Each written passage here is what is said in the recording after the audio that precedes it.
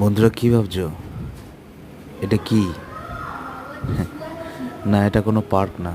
এটা হচ্ছে সোনার বাংলা হোটেল, যেটা কৃষ্ণনগর ও ধুবুলিয়ার মাঝখানে বাহাদুরপুরে হয়েছে।